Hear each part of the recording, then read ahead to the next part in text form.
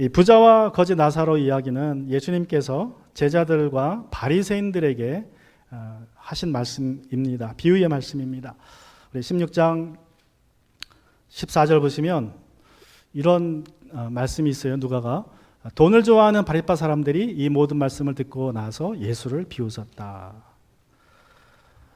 자, 바리새파 사람들이 말씀을 먼저 들었습니다. 그것은 16장 1절부터 13절에 기록된 불의한 청지기의 비유의 말씀입니다. 그 말씀을 들은 바리새인들이 어떻게 했습니까? 예수님을 비웃었어요. 비웃었다는 말은요, 코를 높이 들다는 뜻이에요. 콧대를 딱 쳐들다 그런 뜻입니다. 그러니까 예수님을 비웃었는데 제대로 알지 못하는 나사렛 출신의 시골뜨기 예수가 뭘 안다고 돈에 대해서 그렇게 얘기를 하느냐, 이제 그렇게 생각을 했다는 거죠. 자, 그런 사람들에게 또다시 예수님이 이제 말씀을 하시는 거예요. 어떤 말씀? 오늘 나눌 부자와 거지 나사로의 이야기를 또 말씀해 주시는 것입니다. 일부 신학자들은 이 부자와 거지 나사로의 이야기가 비유가 아니라 사실에 근거한 이야기라고 해석하기도 합니다. 왜냐하면 사복음서에 예수님이 말씀하신 비유가 46개가 기록되어 있습니다. 물론 훨씬 더 많이 비유를 하셨겠지만 그 중에서 사복음서 기자들이 뽑아서 기록한 비유의 말씀은 46개예요. 그런데 그 46개의 비유 중에서 유일하게 이 비유만 사람의 실명이 나옵니다. 여러분, 비유에서는 이 비유는 그냥 예수님이 교훈을 주기 위해서 꾸며낸 이야기이기 때문에 사람 이름이 나오지 않아요. 그런데 여기에서는 사람의 이름이 나와요. 나사로라는 사람의 이름. 그래서 여기 실명이 나온 걸 보면 이거는 그냥 비유가 아니라 비유긴 비유지만 실화에 바탕을 한 비유다. 나사로라는 사람이 경험한, 또 어느 부자가 경험한 이야기를 예수님께서 교훈을 주시기 위해서 한 비유의 말씀이다라고 이해를 합니다. 그런데 이 부자와 거지 나사로 이야기에 대해서 이제 우리가 또 생각해 볼 수 있는 것은 이 부자와 거지 나사로의 비유는 또 다른 특징은, 첫 번째는 이제 실명이 나오는 특징이고요. 두 번째 특징은 비유가 1편과 2편으로 되어 있어요. 비유 46개 중에 이 비유가 44개는요 1편과 2편이 아니라 그냥 한 편입니다. 아주 이야기 하나로 딱 끝나버리는데, 이 비유하고 이 부자와 거지 나사로 비유가 어떻게 1편이죠? 이 땅에서의 삶, 부자와 거지 나사로가 이 땅에서 어떻게 살았나가 1편이고요. 2편은 뭐예요? 이제 죽은 후의 삶이 나오죠. 그 2편입니다. 그래서 1편과 2편으로 나눠지는 비유가 흔치 않아요. 유일하게 15장에 나오는 탕자의 비유가 또 1편과 2편입니다. 탕자가 집을 이제 떠나서 외국의 삶을 살 때의 이야기가 있고, 그 다음에 돌아와서의 삶이 있죠. 잔치하는 거. 그래서 아주 이 비유가 특이한 비유입니다.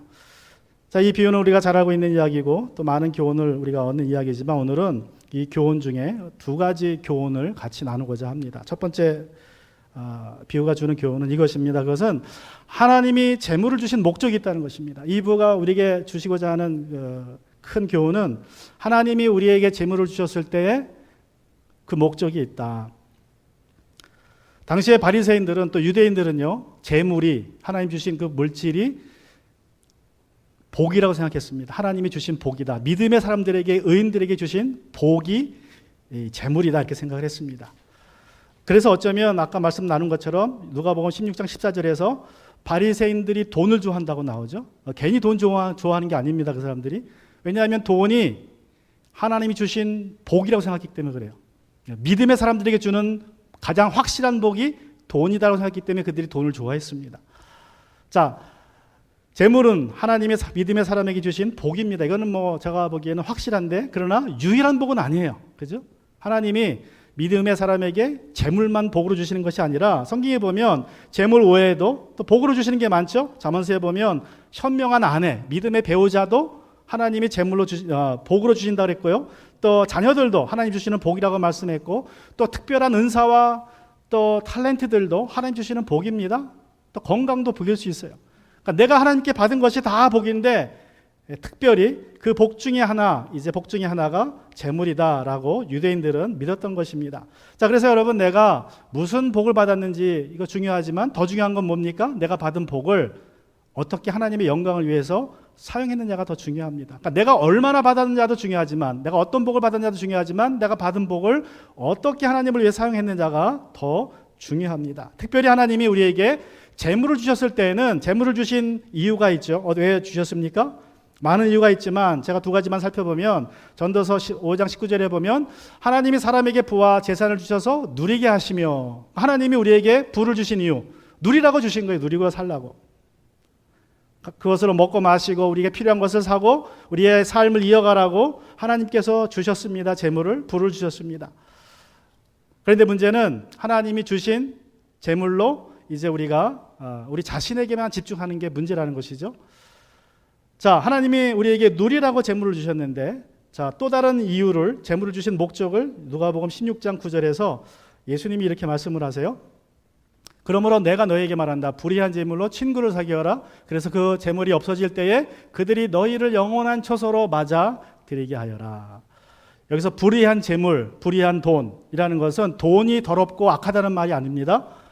돈이 더럽고 악하다는 것이 아니라 이 돈이 사람으로 하여금 자기에게 집중하게 만들고 세상 일에 집중하게 만들고 자기 쾌락에 집중하게 만든다고 해서, 세상적인 일에 집중하게 만든다고 해서 불의한 재물이라고 예수님이 이렇게 부르신 거예요. 이 세상의 재물이라고 이렇게 부르신 것입니다. 그래서 돈 자체는 악한 것이 아니라 돈을 사랑하는 마음이 악한 것이고, 또 하나님보다는 돈에 소망을 두는 것이 악한 것이죠. 그래서 디모데전서 6장 10절도 보면 그대는 이 세상의 부자들에게 명령하여 교만해지지도 말고 덧없는 재물에 소망을 두지도 말고 오직 하나님께 소망을 두라고 말씀하고 있습니다. 이 재물이 우리로 하여금 자꾸 물질에다 소망을 더 두게 하고 이 세상의 쾌락과 자기 자신에게 집중하게 하는 그 특성이 있다는 것을 말씀하고 있는 것입니다. 자, 부자는 이 불의한 재물로 친구를 사귀어서 자기의 영생을 준비하기보다는 현실의 쾌락에 집중했다는 것입니다. 자, 그가 어떻게 살았습니까? 우리 누가복음 16장 19절에 보시면 어떤 부자가 있었는데 그는 자색 옷과 고운 베옷을 입고 날마다 즐겁고 화롭게 살았다 그랬어요. 어떤 부자가 있는데, 여러분 이 부자는요, 우리가 흔히 말하는 뭐 강남 부자 또는 미국식으로 표현하면 밀리어네어 정도의 부자가 아닙니다. 뭐 굳이 말하자면 빌리어네어 정도 이상의 부자입니다. 갑부입니다. 갑부. 그냥 부자가 아니라 아주 갑부. 그가 갑부였다는 것을 어떻게 알 수 있습니까?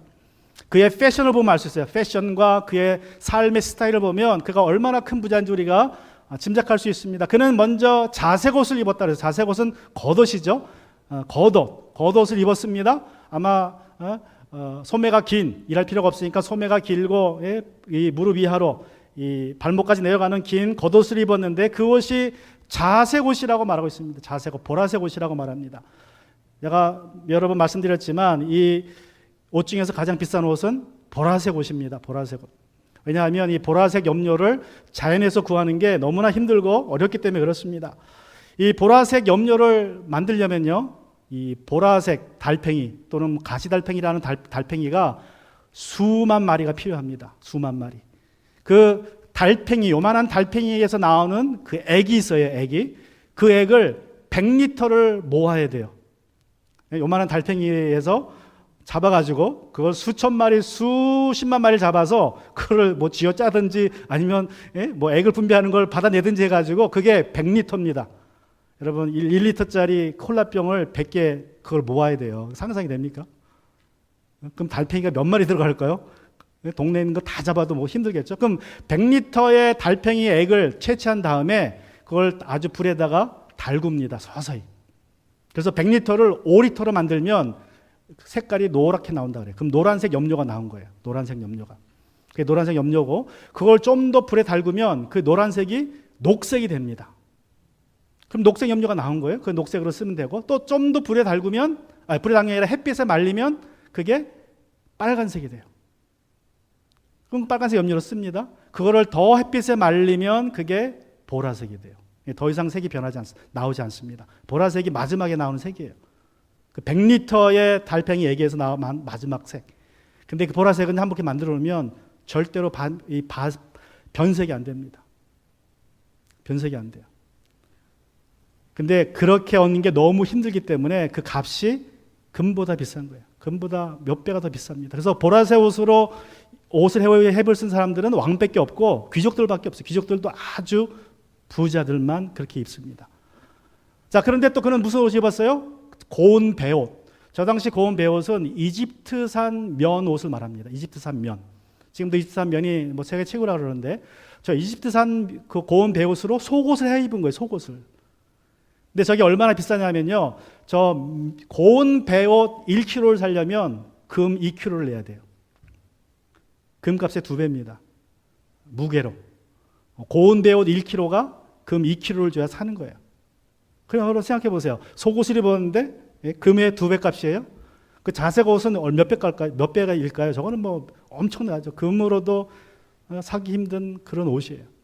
근데 그런 옷을 입고 어떻게 합니까? 날마다 즐겁고 화롭게 살았다. 그러니까 날마다 잔치했다는 거지. 날마다 잔치하는데 여러분 기억하시는 것처럼 그 탕자의 비유 보면 아버지가 아들이 돌아오니까 잔치를 하죠. 살찐 송아지를 잡습니다. 그 아들이 살아 돌아왔다고 살찐 송아지 한 마리 잡는 게 잔치였어요. 그런데 이 부자는 그 잔치를 어떻게 합니까?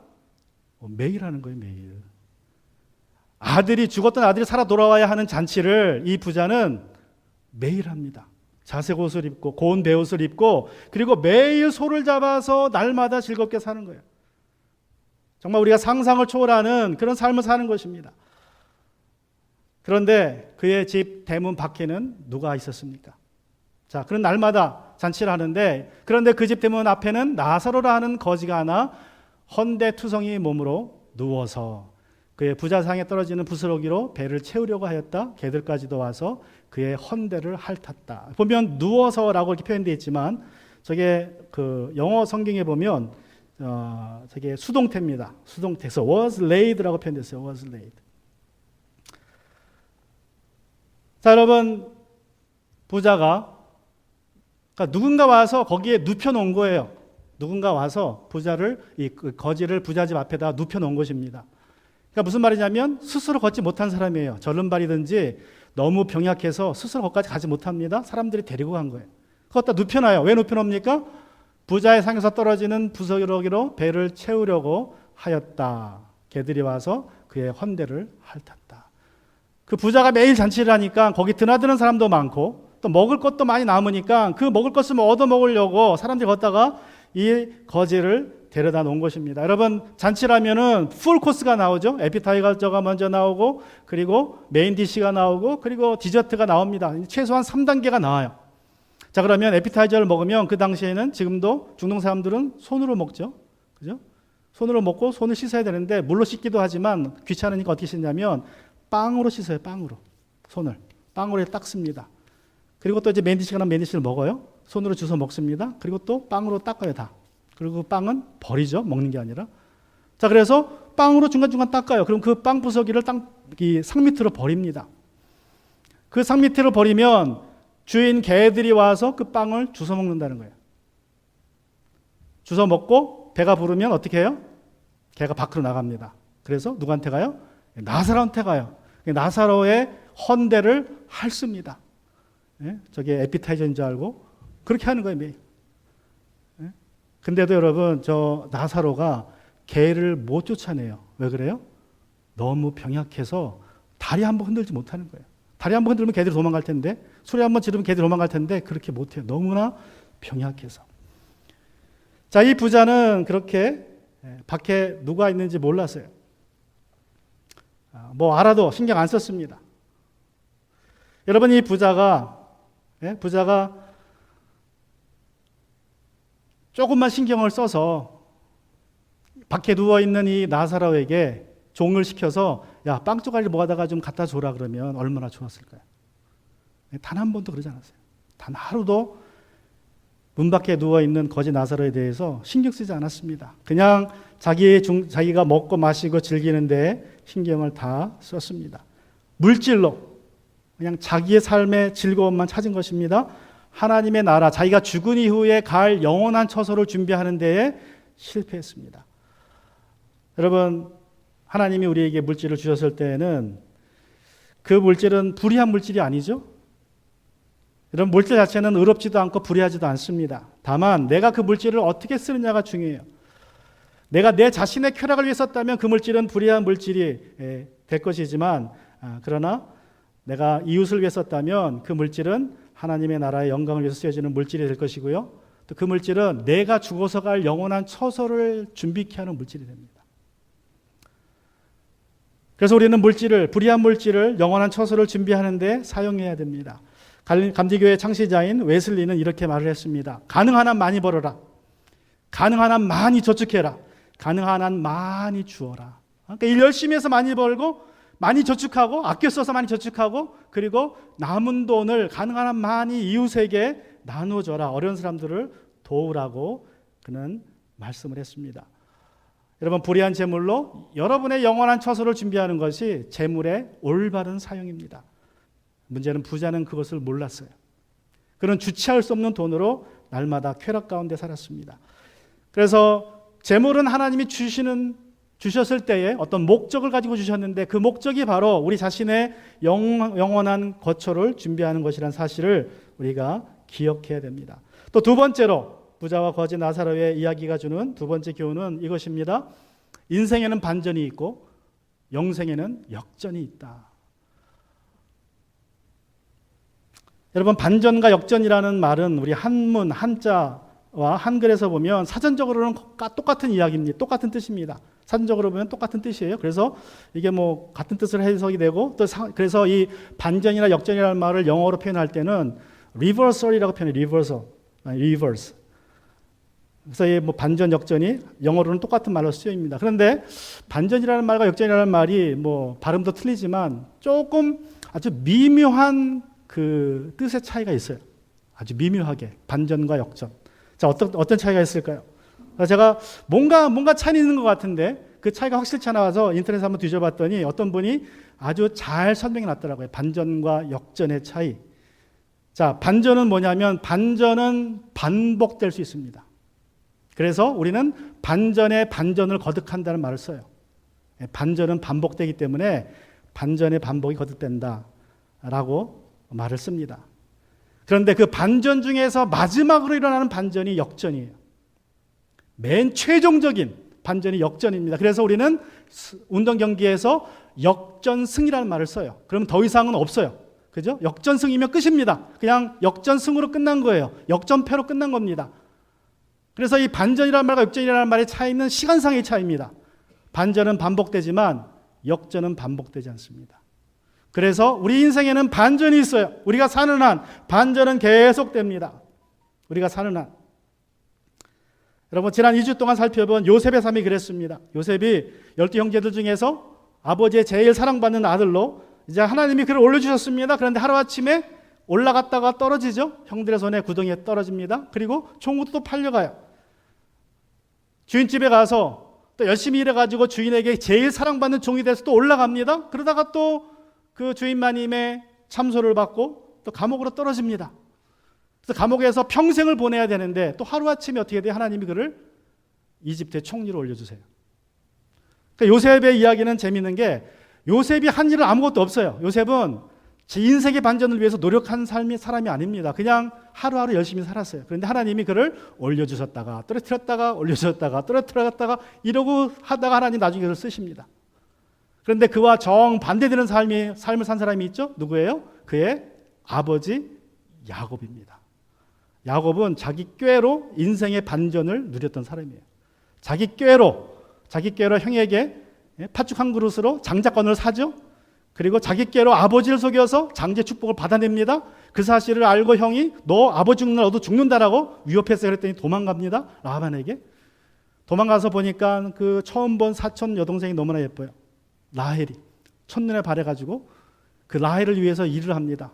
삼촌한테 저 라헬을 달라 그랬더니 7년을 일해라 그래요. 그래서 7년을 7일처럼 열심히 일했어요. 그리고 마침내 결혼식을 올렸습니다. 그리고 이제 첫날 밤을 지내고 눈을 떠보니 바로 옆에 누가 누워 있습니까? 라헬이 아니라 레아가 누워 있어요. 얼마나 놀라운 반전입니까? 예? 그 사랑하는 여인을 위해서 7년을 일해서 7년을 7일처럼 일했어요. 그러니까 여러분, 그 상상을 초월하는 사랑이죠. 그런데 그 첫날 밤을 지내고 눈을 떠보니까 보기도 싫은 레아가 누워 있어요. 정말 큰 반전이죠. 그리고 10년, 20년 동안 10번을 삼촌에게 속습니다. 10번을. 그러니까 야곱의 인생은요, 자기가 자기 스스로 꾀의 반전을 이루었지만 나중에는 그 꾀 때문에 인생의 반전이 자꾸 벌어지는 거예요. 한참 내려갑니다. 그런데 또 이런 사람도 있어요. 하나님 앞에 기도함으로써 반전을 이루어낸 사람이 있습니다. 많은 사람이 있지만 누구입니까? 많은 사람이 있지만 한나가 그렇죠. 하나가 그렇습니다. 하나가 결혼을 했는데 애가 없어서 남편이 어쩔 수 없어서 애를 낳아야 되니까 두 번째 아내를 얻어요. 그래서 두 번째 아내는 애를 잘 낳습니다. 그러니까 두 번째 아내가 첫 번째 정실 부인을 날마다 힘들게 하는 거예요. 바가지를 긁고. 그러니까 너무나 서러워서 주님의 성막 앞에 나와서 울며 기도합니다. 아들을 달라고. 기도 응답을 받아요. 사무엘을 받습니다. 그리고 사무엘이 젖을 뗐을 때에 사무엘을 주님께 드리면서 한나가 너무나 감사해서 이렇게 기도를 합니다. 우리가 잘 아는 이 한나의 기도, 사무엘상 2장 4절과 8절에 보면 한번 잘 내용을 보세요, 여러분. 용사의 활은 꺾이나 약한 사람은 강해진다. 한때 넉넉하게 살던 사람들은 먹고 살려고 품을 팔지만 굶주린 자들은 다시 굶주리지 않는다. 자식을 못 낳던 여인은 7이나 낳지만 아들을 많이 둔 여인은 홀로 남는다. 주님은 사람을 죽이기도 하시고 살리기도 하시며 수월로 내려가기도 하시고 거기에서 다시 돌아오기도 하신다. 주님은 사람을 가난하게도 하시고 부유하게도 하시고 낮추기도 하시고 높이기도 하신다. 가난한 사람을 티끌에서 일으키시며 궁핍한 사람을 거름더미에서 들어올리셔서 귀한 이들과 한자리에 앉게 하시며 영광스러운 자리를 차지하게 하신다. 이 세상을 떠받치고 있는 기초는 모두 주님의 것이다. 그분이 땅덩어리를 기초 위에 올려 놓으셨다. 여러분, 한나가 열심히 기도해서 인생의 반전을 경험한 이후에 깨달은 것이 바로 이것입니다. 우리 하나님은 반전의 하나님이시구나. 아들이 나처럼 없는데도 나에게 7의 아들 주시고, 자기 적처럼 자식이 많은데도 홀로 남게 하시고, 가난한 자를 부유하게 하시고, 부유한 자를 비로 먹게 하시고, 용사의 활을 꺾으시고, 하나님은 반전의 하나님이라는 것을 그는 기도를 통해서 경험했어요. 여러분, 우리가 지난 몇 개월 동안 오늘도 기도했지만 우리 칙필레를 위해서 기도했죠. 우리가 칙필레가 동성애자들의 공격으로 지금 어려움을 당하고 있는데 승리하게 해달라고 기도했습니다. 여러분, 놀랍게도 제가 지난주에 접한 소식은 칙필레의 매출이 2배로 뛰었대요. 동성애자들이 그렇게 공격하는데도 지금 어떤 에어포트에서는 문 닫으라 그러고 어떤 학교에서도 문 닫으라 그래가지고 문을 닫히는 상점들이 많은데도 불구하고 매출이 2배가 됐다고 합니다. 하나님께서 우리의 기도와 또 칙필레 회사 직원들의 기도를 들어주셔서 그러한 반전을 주신 줄로 믿습니다. 여러분 인생 이제 많이 오래 사셨으니까 여러분 삶 중에는 어떤 반전이 있습니까? 인생에 몇 번이나 반전을 경험하셨습니까? 여러분이 여러분 인생을 돌이켜 볼 때에 여러분 인생이 정말 드라마 같지 않습니까? 올라갈 때도 있었고 내려갈 때도 있었고 좋을 때도 있었고 또 힘들 때도 있었고 여러분 인생에는 반전이 있습니다. 지금 힘들더라도 여러분 주님께 기도하시든지 주님을 의지하시면 여러분 인생에 반전이 있을 줄로 믿습니다. 그런데 중요한 것은요, 더 중요한 것은 영생에는 역전만 있습니다. 역전만. 영생에는 역전이 있어요. 그것이 부자와 나사로의 이야기에서 우리가 배울 수 있는 것입니다. 자, 22절부터 보면 그러다가 그 거지는 죽어서 천사들에게 이끌려서 아브라함 품에 안겼고 그 부자도 죽어서 묻히었다. 부자가 지옥에서 고통을 당하다가 눈을 들어보니 멀리 아브라함이 보이고 그의 품에 나사로가 있었다. 자, 부자와 거지 나사로가 죽었습니다. 동시에 죽었는지 모르겠지만 어쨌든 죽은 날짜가 서로 가까운 것 같아요. 자, 그들이 이 세상 사는 동안에 많은 반전을 경험했습니다. 그죠? 그런데 예수님은 그들의 인생의 반전에 대해서는 한마디도 얘기 안 하세요. 어떤 반전이 있었는지. 왜냐하면 인생의 반전은 별로 중요하지 않아요. 역전에 비해선. 여러분이 어떤 반전을 경험했든 간에 그 마지막 반전인 역전이 제일 중요합니다. 자, 그래서 그들의 경험한 역전을 이야기하시는데 어떤 역전이 있었습니까? 그들이 죽은 뒤에 어떻게 되었습니까? 그들의 상황이 바뀌어버립니다. 자, 거지가 죽었을 때는 그의 시체는 가마더미에 둘둘 말려서 그 동네의 쓰레기 처리장으로 버려졌을 거예요. 땅에 묻히지 않았습니다. 아무도 그의 죽음을 애도하지 않았습니다. 장례식을 갖지 않았습니다. 그게 그의 인생의 마지막이에요. 반면에 부자가 죽었을 때 어떻게 됐습니까? 그가 입던 자색 옷을 입고 곰배 옷을 입고 관에 누워졌습니다. 그리고 아주 멋지게 장례식이 치러졌고 동네 모든 사람들이 와서 그의 죽음을 슬퍼했습니다. 그리고 땅에 묻혔어요. 그리고 묻힌 이후에, 죽은 이후에 눈을 떠보니 어떤 일이 벌어집니까? 부자가 지옥에서 눈을 떴습니다. 그리고 저 멀리 아브라함, 천국에서 아브라함의 품에 나사로가 있는 것을 목격하게 됩니다. 여러분, 거지는 죽었을 때 장례식도 못 가졌고 땅에 묻히지도 않아서 묻혔다는 말이 없어요. 그런데 어떻게 됐습니까? 죽자마자 천사들이 내려와서 그의 죽은 몸을 데리고 하늘로 올라갑니다. 그리고 아브라함의 품에 안식을 줍니다. 땅에서 호화롭게 살던 부자는 죽어서 땅에 묻혔고, 그리고 더 내려가서 지옥에서 눈을 뜨게 됩니다. 그리고 멀리서 아브라함의 품에 누워있는 나사로를 보게 됩니다. 여러분, 여기서 이 누워있다는 말은 어떻게 이해할 수 있냐면, 품에 누워있다는 말은 말 그대로 품 안에 안겨있다라고 이해될 수도 있지만, 또 우리가 유대 문화를 좀 생각해 보면 유대인들이 밥 먹을 때 어떻게 합니까? 누워서 먹어요. 이렇게 누워서, 반쯤 누워서. 이렇게 누워서 먹습니다. 잔치할 때는 특별히. 자, 그러면 내가 이렇게 눕고, 그럼 탄 사람은 이렇게 누워요. 이렇게. 그 사람 가슴에다 머리를 대고 눕습니다. 계속 이렇게 겹겹이 누는 거, 동그랗게. 예? 그래서 어떻게 보면 품에 있는 것처럼 보여요. 머리가 품에 있게 됩니다. 그래서 여기서 아브라함의 품에 나사로가 있었다는 말을 어떻게 보면 그들이 잔치하고 있다는 말로 해석될 수도 있어요. 천국에서 잔치하니까. 그러니까 완전히 상황이 역전돼서 부자는 고통을 당하고 있고, 이제 나사로는 천국에서 잘 먹으면서 위안을 받고 있습니다. 얼마나 큰 역전입니까? 부자와 거지 나사로의 상황이 완전히 바뀌었습니다. 부자는 높이 있다가 완전히 떨어졌고 지옥으로 내려갔고, 거지는 땅에서 있다가 아브라함의 품으로 올라갔습니다. 이것이 역전입니다. 역전. 마지막 반전 역전입니다. 여러분, 부자는 자신이 죽어서 지옥 갈 것이라고 전혀 예상치 못했어요. 왜 그래요? 그 당시 유대인들은 어떻게 믿었냐면, 부자는 하나님이 주신 복이라고 믿었어요. 가장 확실한 하나님의 복은 물질이다. 나는 부자니까 나는 복을 많이 받은 거다. 나는 믿음이 좋은 사람이다. 그러므로 나는 지옥 가지 않는다고 생각했는데, 눈을 떠보니까 역전됐습니다. 왜 그래요? 물질을 하나님 주신 뜻대로 사용하지 못했어요. 여러분, 혹시라도 이 부자가 매일 잔치하면서 그 나사로에게 먹을 거를 많이 안 갖다 줘도 손 닦고 버린 빵이라도 모아서 줬다면, 어쩌면 아브라함의 품은 아닐지라도 천국에 갔을지도 모르죠. 그런데 전혀 그는 나사로를 신경 쓰지 않았어요. 그냥 개들이 먹게 놔뒀습니다. 어차피 쓰레기통에 들어갈 음식인데 그 음식으로 나사로를 섬기지 않았습니다. 그가 그렇게 했기 때문에, 불의한 재물로 자기만 위해 살았기 때문에 인생의 마지막 역전, 그는 지옥에 떨어지는 일을 경험하게 됩니다. 여러분, 이 지옥에 가서 부자가 어떻게 합니까? 부자가 그 불고통 속에서 아브라함에게 부탁을 하죠. 뭘 부탁합니까? 물 한 방울만 나사로의 손에 묻혀서 나에게 묻혀달라고. 물 한 방울을 구걸합니다. 땅에서는 나사로가 뭘 구걸했어요? 빵 부스러기를 구걸하고 있었는데, 그게 역전되어서 이제 부자는 지옥 가서 물 한 방울을 구걸하고 있어요.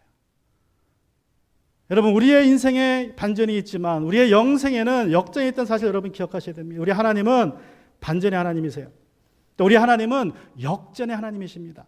그런데 중요한 것은요, 여러분, 인생의, 영생의 반전은 여러분의 영생의 역전이죠. 역전은 여러분이 결정합니다. 인생의 반전은요, 하나님께서 나도 모르게 내 인생을 반전시킬 수 있어요. 요셉처럼 뒤에서 일하셔가지고 내가 뜻하지 않았는데 인생이 올라갔다 내려갔다 할 수 있습니다. 또 야곱처럼 자기 지혜로 노력해가지고 인생을 반전시킬 수도 있어요. 또 한나처럼 열심히 기도해서 인생을 반전시킬 수 있습니다. 그런데 영생의 역전은 100% 내가 이 땅에서 내린 선택으로 결정이 됩니다. 내가 제물로 어떻게 살았느냐가 내 영생을 결정해요. 오늘 본문의 말씀이. 부자는 그 재물을, 불의한 재물을 가지고 자기의 쾌락을 위해 사용했기 때문에 결국 그 재물 때문에 지옥으로 떨어지는 것을 우리가 보게 됩니다. 여러분, 나사로는 그럼 왜 천국에 갔을까요? 나사로는 한 일이 없습니다. 그냥 구질구질하게 거지로 살다가 빵을 구걸하다가 죽었는데 왜 천국에 갑니까? 그럼 뭐 unfair 하다고 할 수 있겠죠? 뭐 장로교식 믿음처럼 뭐 믿었으니까 믿음으로 천국에 갔나? 그렇게 생각할 수도 있겠지만 우리가 그 힌트를 알 수 있는 것이 나사로라는 이름이에요. 나사로. 나사로라는 이름은요, 하나님이 도우시다는 뜻입니다. 하나님이 도우시다.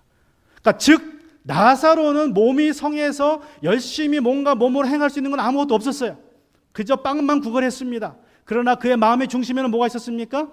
하나님을 도움 삼아서 살았어요. 그게 그의 믿음이었습니다. 그 믿음을 보시고 하나님이 그를 천국으로 올라가게 하신 거예요. 그의 믿음으로 역전된 것입니다. 그래서 여러분, 우리의 삶이, 이 땅의 삶이 많은 반전 속에서 이제 마지막 반전을 기대하며 살아야 되는데, 그것이 성경에 나오는 우리 예수님의 가르침입니다. 예수님께서도 뭐라 그러셨습니까? 마태복음 5장 3절부터 10절부터 보시면 우리 흔히 말하는 팔복에서도 보면 반전이 예고되어 있어요. 마음이 가난한 사람은 복이 있다. 어떤 복입니까? 하나님 나라가 그들 것이다. 내가 가난하면 하나님의 나라를 소유하게 됩니다. 슬퍼하는 사람은 복이 있다. 내가 죄를 슬퍼하면 하나님이 우리에게 위로해 주십니다. 나사로처럼. 또 온유한 사람은 복이 있다. 그들이 땅을 차지할 것이다. 온유한 사람, 부드러운 사람, 어떻게 여러분 이 땅에서 온유한 사람이 어떻게 땅을 차지합니까? 힘센 사람이 땅을 차지하지. 근데 하나님은 온유한 사람이 땅을 차지한다고 말씀하십니다. 천국을 차지한다고 말씀하세요. 의에 지리고 목마른 사람이 복이 있다. 그들이 배부를 것이다. 자비한 사람은 복이 있다. 하나님이 그들을 자비롭게 대하실 것이다. 마음이 깨끗한 사람은 복이 있다. 하나님이 그들을 볼 것이다. 평화를 이룬 사람은 복이 있다. 하나님이 그들을 자기의 자녀라고 부르실 것이다. 의를 위하여 박해를 받는 사람은 복이 있다. 하나님 나라가 그들 것이다. 예수님이 우리에게 역전에 대해서 말씀하십니다. 또 예수님의 삶 자체가 역전의 삶이셨습니다. 빌립보서 2장 6절과 11절에 보시면 그는 하나님의 모습을 지니셨으나 하나님과 동등됨을 당연하게 생각지 않으시고 오히려 자기를 비워서 종의 모습을 취하시고 사람과 같이 되었습니다. 자, 하나님이신 분이 사람의 모습으로 내려오셨어요. 종의 모습으로. 근데 더 내려가십니다. 어떻게 내려가세요? 그는 사람의 몸으로 나타나셔서 자기를 낮추시고 죽기까지 순종하셨으니 죽으십니다. 그 십자가에 죽기까지 하셨습니다. 그러므로 자, 이제 예수님이 저 하나님의 보좌에서 땅으로 내려오셔서 아주 최악의 자리로 가셨습니다. 근데 그때 하나님이 어떻게 하십니까? 그때 하나님이 그러므로 하나님께서 그를 지극히 높이시고 역전을 이루시는 거예요. 모든 이름에 뛰어난 이름을 그에게 주셨습니다. 그리하여 하늘과 땅 위와 땅 아래에 있는 모든 것들이 예수의 이름 앞에 무릎을 꿇고 모두가 예수 그리스도를 주님이시라고 고백하여 하나님 아버지께 영광을 돌리게 했습니다. 예수님이 내려오셨더니 하나님이 올려주셨어요. 이것이 우리 그리스도인의 삶입니다. 이것이 반전과 역전을 기대하며 사는 우리의 모습입니다. 여러분, 베드로 사도는 이 하나님이 역전의 하나님을 아시고 이렇게 우리에게 권면합니다. 그러므로 여러분은 하나님의 능력의 손 아래로 자기를 낮추십시오. 그럼 어떻게 합니까? 내가 되면 하나님께서 여러분을 높이실 겁니다. 내가 내려가면 하나님이 올려주시고 내가 올라가면 하나님이 내려주십니다. 그게 인생의 반전이고 우리 영생의 역전이에요. 그런데 중요한 것은 제가 설교 준비하면서 영어로 막 번역하면서 제가 한 가지 또 배운 것은 뭐냐면 영어 성경을 보니까 아주 이 구절이 이렇게 연결이 되더라고요. 보면 이게 6절과 7절이 영어 성경에는 한 문장입니다. 한 문장 보니까. 그래서 그러므로 여러분은 하나님의 능력의 손 아래 자기를 낮추십시오. 때가 되면 하나님께서 여러분을 높이실 겁니다. 하고 한 문장이 끝나지만 영어 성경에 보면 이제 문장이 여기서 마침표가 아니라 쉼표가 찍혀 있어요. 그리고 계속 말이 이어집니다. Casting all your cares upon him, for he cares for you. 그걸 한국말로 여러분의 걱정을 모두 하나님께 맡기십시오. 하나님께서는 여러분을 돌보고 계십니다. 즉, 이게 다 한 문장인데 요 앞 이야기를 보충 설명하는 것이 7절이죠. 자, 우리가 하나님 앞에 나를 겸손하게 낮추는 방법이 있는데 어떤 것입니까? 이 말씀에 근거하면 내가 어떻게 내 자신을 하나님께 낮출 수 있어요? 하나님이 전능하신 손 아래? 어떻게 하는 것이? 7절의 내용 7절입니다. 그게 7절이에요. 여러분의 걱정을 모두 하나님께 맡기는 겁니다. 여러분의 근심과 걱정을 하나님께 맡기는 것이 내가 하나님의 전능하신 손 아래 나를 낮추는 거예요.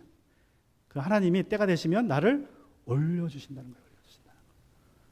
이것이 반전의 하나님, 저 마지막 반전이 역전입니다. 우리가 영생, 우리가 죽은 이후에 경험할 하나님의 놀라운 은혜입니다. 여러분 마음속에 염려가 싹 올라올 때에 여러분이 그 염려를 기도로 주님께 드리면 그것이 여러분 자신을 하나님의 전능하신 손 아래 낮추는 것입니다. 하나님이 때가 되시면 여러분의 염려를 해결해 주십니다. 부자는 이 역전의 하나님을 몰랐습니다. 그가 이 역전의 하나님을 알고 있었다면 자신이 가진 모든 것, 그 모든 것을 자기 영생을 준비하는 데 사용했을 것입니다. 자기 문 밖에서 아파하며 괴로워하는 나사로에게 최소한 빵 한 조각이라도 건넸을 거예요. 어차피 개들이 와서 먹을 거, 어차피 쓰레통에 갈 것이라도 그것이라도 모아서 거지에게 주었을 것입니다. 그러나 그는 그렇게 하지 않았습니다. 어떻게 하면 내가 더 즐겁게 살까? 내가 호화롭게 살까만 집중했습니다. 여러분, 그가 지옥에 가서 그걸 깨달았어요.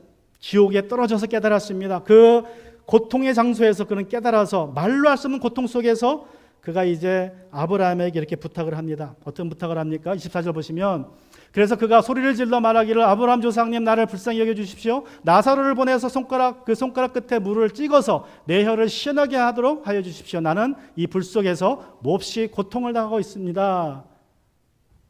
하였다. 여러분 지옥 얼마나 무서운 곳입니까? 불 속에 있는데 죽지 않습니다. 딱 살이 타요. 고통스럽습니다. 그 살이 다 타면 죽어야 되는데 안 죽어요. 왜 그랬냐면 살이 타는 동시에 탄 살이 다시 올라와요. 살이 타다가 탄 살이 다시 올라와 버려요. 그 또 타요. 그 또 올라옵니다. 또 타요. 또 올라와요. 영원히 그런 거예요. 영원히. 아예 없어져 버리면 타버리면 끝이잖아요. 그냥 한 시간만 아프면 되지. 근데 그렇지 않다는 거예요.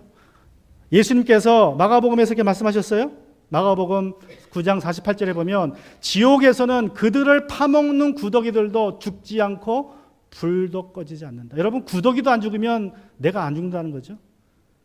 내 살을 파먹는 구더기가 내 살을 파먹으면 그게 배불러 죽든지 불에 타 죽어야 되는데 안 죽습니다. 그냥 계속 살아요. 구더기가 내 살을 파먹으면 그 파먹힌 살이 또 나요. 그럼 또 구더기 가서 먹습니다. 그 영원히 살아. 영원히 고통받는 것이 지옥입니다. 그래서 절대로 지옥은 가지 말아야 돼요. 예수님이 이 말씀을 마가복음에서 9장 44절, 46절, 48절에서 3번을 반복하세요. 3번을. 아쉽게도 우리 한국어 성경에서는 없음이라고 해놨는데 제가 보기에는 좀 문제가 있어요. 왜 있는 말씀 없다 그래요? 극히 중요한 말씀을. 왜 예수님이 똑같은 말씀을 3번이나 반복하세요? 지옥은 이런 곳이니까 절대로 오지 말라는 거예요. 지옥은 구더기도 못 죽는 것이고 네가 죽고 싶어도 못 죽는 것이고 영원히 고통받는 것이니까 절대로 오지 말라고 44절, 46절, 48절에서 똑같은 말씀을 반복하세요. 똑같은 말씀을. 지옥은 이런 것이다. 이런 것이다. 오지 말아라. 가면 안 된다.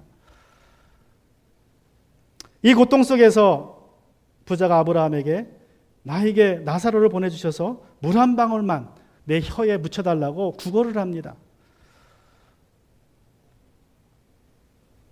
그런데 여러분 또 한 가지 생각해 봐야 될 것은 부자가 지옥에서 고통을 받습니다. 몸이 불에 타는 고통, 구더기가 살을 파먹는 고통.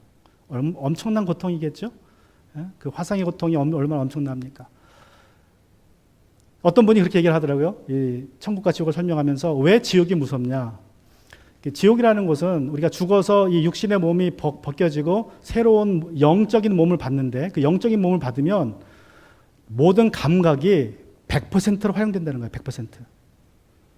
내가 가진 이 지금의 감각은 100% 활용이 안 되지만 내가 죽어서 영적인 몸을 받게 되면 내 몸에 있는 모든 감각이 100% 활용이 된다. 그래서 100%로 고통이 느껴진다는 거예요. 반대로 천국에 가면 행복이 100%로 느껴진다는 거예요. 그러니까 말할 수 없는 행복한 것이 천국이 돼버리는 거고 지옥 가면 말할 수 없는 고통이 내가 느끼는 거예요. 그래서 이제 무섭다는 거예요. 고통이. 그런데 그 육체적인 고통뿐만 아니라 또 어떤 고통이 있었겠습니까? 이 부자가 지옥에서 뭘 봤어요? 눈을 들어 보니까 저 멀리 아브라함이 보이고 그 품에 누가 있습니까? 나사로가 안겨서 안식을 누리고 있어요. 사람이 제일 고통스러워하는 게 어떤 고통이죠? 정신적인 고통입니다. 정신적인 고통. 특히 비교 고통에서 오는 고통이 제일 커요. 그래서 미국 사람들이 절대로 자기 월급을 남의 월급하고 알려주지 않습니다. 점수도 밝히지 않아요, 서로. 왜냐하면 그 비교가 되면 그 상대적인 박탈감 이런 것들이 너무나 크고 힘들기 때문에 법으로는 밝히지 못하게 돼 있어요. 그래서 이 정신적인 이 박탈감, 이 고통은 이게 상상을 초월합니다. 그런데 날마다 눈을 뜨면 뭐가 보여요? 부자의 눈에 거지 나사로가 아브라함 품에서 기쁘게 행복하게 있는 모습을 보이고 자기는 불 속에서 고통받고 있는 모습이에요. 그러니까 그 고통은 상상할 수 없다는 거예요. 그 육신의 고통, 그 정신적인 고통은 우리가 상상을 초월하는 고통인데 그 고통 속에서 이제 부탁을 하는 것입니다. 물 한 방울만 주세요. 그러나 아브라함이 이렇게 대답을 합니다. 그러나 아브라함이 말하였다. 얘야, 되돌아보아라. 자, 내가 살아있을 동안에 너는 온갖 호사를 다 누렸지만 나사로는 온갖 괴로움을 다 겪었다. 그래서 그는 지금 여기서 위로받고 너는 고통을 받는다. 자, 인생의 영생의 역전이 일어나서 너는 잘 살았으니까 못 사는 거고 쟤는 못 사니까 잘 사는 거야. 아주 심플하게 얘기를 해요. 역전이 일어났어. 너는 몰랐지만 어쨌든 역전이 일어났다. 자, 그런데 뭐가 문제냐? 너는 그뿐만 아니라 우리와 너희 사이에는 큰 구렁텅이가 가로놓여 있어서 여기에서 너희에게로 건너가고자 해도 갈 수 없고 거기에서 우리에게도 건너올 수도 없다. 자, 천국에서 지옥으로 갈 수도 없고 지옥에서 천국으로 갈 수도 없다. 무슨 말이에요? 그 영원한 운명이 딱 고정되어 있다는 거예요. 더 이상 역전이 없다는 것입니다. 어떤 역전도 없어요? 자, 나사로가 물 한 방울 찍어서 부자의 혀를 묻혀서 그를 시원케 해주는 그 작은 역전도 천국에서는 없고 지옥에서도 없다는 거예요. 그 작은 역전도 기대하지 말아라. 반전도 기대하지 말아라. 왜냐하면 천국과 지옥은 구렁텅이가 가로놓여 있어서 영어 성경에 보면 이렇게 표현하더라고요. 가로놓여 있어라는 말을 fixed, 딱 고정되어 있어서. 그러니까 여러분의 그 고통, 지옥에서 받는 고통이 고정되어 있어요. 더 이상 고통스러울 수가 없습니다. 여러분이 천국에서 받는 행복이 더 이상 행복할 수 없어요. 이미 딱 최상의 행복으로 고정되어 있어요. 그게 변하지 않습니다. 거기에 반전이 없어요. 거기에 올라가고 내려가고 없어요. 부자의 부탁을 아브라함은 거절합니다. 하나님이 정하셨기 때문에 더 이상 반전은 없다. 그래서 부자가 뒤늦게 깨닫고 이렇게 또 다른 부탁을 합니다. 기도를 합니다. 부자가 말하였다. 조상님 소원입니다. 내 기도 들어주십시오라는 소리겠죠. 그는 그를 나사로를 내 아버지 집으로 보내주십시오. 나는 형제가 5이나 있습니다. 제발 나사로가 가서 그들에게 경고하여 그들만은 고통받는 이곳에 오지 않게 하여 주십시오. 그러나 아브라함이 말하였다. 그들에게는 모세와 예언자들이 있으니, 다시 말하면 모세가 쓴 모세오경과 예언자들의 선지자서들이 있으니, 구약 성경이 있으니 그들의 말을 들어야 한다. 부자는 대답하였다. 아닙니다. 아브라함 조상님, 죽은 사람 가운데서 누가 살아나서 그들에게로 가야만 그들이 회개할 것입니다. 자, 그들이 죽은 사람이 부활하는 기적을 보면 그래야만 회개합니다. 믿음으로 올 것입니다. 살 것입니다. 라고 이야기합니다. 그들이 모세와 예언자들의 말을 듣지 않는다면 죽은 사람들 가운데서 누가 살아난다고 해도 그들은 믿지 않을 것이다. 아브라함이 한 말이죠.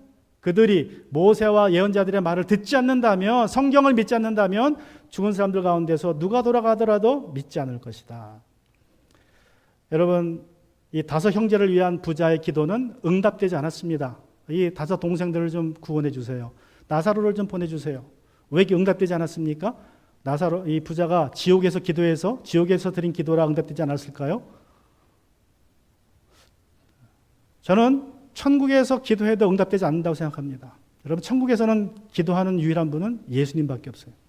예수님이 하나님의 우편에서 땅에 있는 제자들을 위해서 기도하세요. 중보기도. 그죠? 그러니까 예수님만 기도해요. 우리는 천국 가면 기도하는 게 아니라 천국에서 뭘 해요? 하나님을 찬양하는 거예요. 천국에 갔는데 여기 오지 못한 우리 믿음의 사람, 내 식구들, 내 형제들, 내 남편, 내 아내, 내 자녀들을 위해서 아무리 기도해도 그 기도가 응답되지 않습니다.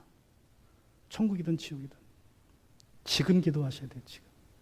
지금 우리 믿지 않는 식구들을 위해서 이들이 천국에 가도록, 이들이 지옥 가지 않도록 지금 기도해야 그 기도가 응답될 수 있습니다. 여러분, 죽은 사람이 살아나서 가는 기적이 있어도 믿지 않을 거라고 아브라함이 얘기해요. 무슨 말입니까? 구원하는 믿음은요, 성경을 믿는 믿음이지 기적을 믿는 믿음이 아니라는 거예요. 사실 이미 요한복음 11장에 보면 나사로가 죽었다 살아났죠. 그런데 나사로를 보고도 믿지 않는 유대인들이 있었습니다. 그죠? 그러니까 사람이 죽었다 살아나도 그게 우리를 구원에 이르게 하지 못해요. 구원에 이르는 믿음은 오직 말씀으로 합니다. 말씀으로. 그래서 로마서에 보면 로마서에서 뭐라고 말씀하십니까? 우리 잘 아는 말씀대로 그러므로 믿음은 들음에서 나며 생기고 들음은 그리스도를 전하는 말씀에서 비롯됩니다. 여러분 하나님께서 예수님께서 기적을 행하신 이유 뭐 예수님이 죽은 나사로도 살려주셨고 또 나인성의 과부의 아들도 살려주셨죠. 그죠? 왜 살려주셨어요? 나를 믿으라. 내가 메시아라는 증거를 보여주기 위해서였습니까? 아닙니다. 예수님은 많은 기적 행하셨는데 단지 그 사람이 불쌍해서 행하신 거예요. 저 과부가 아들이 없으면 어떻게 살까? 너무 불쌍하다. 그래서 아들 살려주신 거예요. 근데 나사로는 좀 달라요. 마리아, 마르다 동생 나사로는 자기 부활의 예고편을 살려주신 거예요. 그들이 불쌍한 것뿐만 아니라 뭐 그거는 둘째치고 내가 앞으로 부활할 것이니까 내가 예고편 보여줄게. 그래서 이제 하신 거예요. 다른 모든 기적들, 오병의 기적이나 뭐 병 고치는 기적들은 다 그들이 불쌍해서 해주신 것이지 이거 기적을 경험하고 구원받아라 그렇게 기적 주신 게 아닙니다. 오직 구원하는 믿음은 들음에서 나요. 하나님의 말씀을 들으면서. 자, 그래서 아브라함이 거부한 거예요. 그들이 기적을 봐도 믿지 않을 거다. 예수님이 부활하셨지만 아무도 믿지 않았죠? 다 믿지 않았죠? 마찬가지입니다. 그래서 우리가 해야 될 일, 우리가 이 땅에서 해야 될 일, 지금 기도해야 됩니다. 지금 믿지 않는 식구들, 믿지 않는 사랑하는 이들이 천국 가도록 그들이 인생의 역전이 있고 반전이 있고 영생의 역전이 있다는 것을 빨리 우리가 전해서 당신이 죽은 이후에 이렇게 지금 잘 살지만 지옥 갈 수 있습니다. 당신이 가진 물질을 당신이 사용하면 당신은 영생이 역전되어서 지옥 가서 힘들 수 있습니다. 마지막 역전을 준비하며 살아야 됩니다. 하나님 말씀을 우리가 그들에게 전해줘야 됩니다. 그들을 위해서 기도해야 됩니다. 그것이 우리가 해야 될 사명입니다. 결론에 말씀드리면 여러분 누가복음 15장과 16장은 한 묶음이라 그래요. 누가복음 15장에는 비유가 3개 나오죠. 잃어버린 동전의 비유, 잃어버린 양의 비유, 잃어버린 아들의 비유, 탕자의 비유가 나오죠. 이 3가지 15장의 비유는 어떻게 구원받느냐가 핵심이에요. 그죠? 어떻게 구원받나? 그게 핵심입니다. 15장은. 16장은 비유가 재물에 관한 비유입니다. 재물장이에요. 재물장. 자, 다시 말하면요. 구원받은 사람이 어떻게 살아야 마지막에 역전되지 않나를 가르쳐주는 말씀이 16장입니다.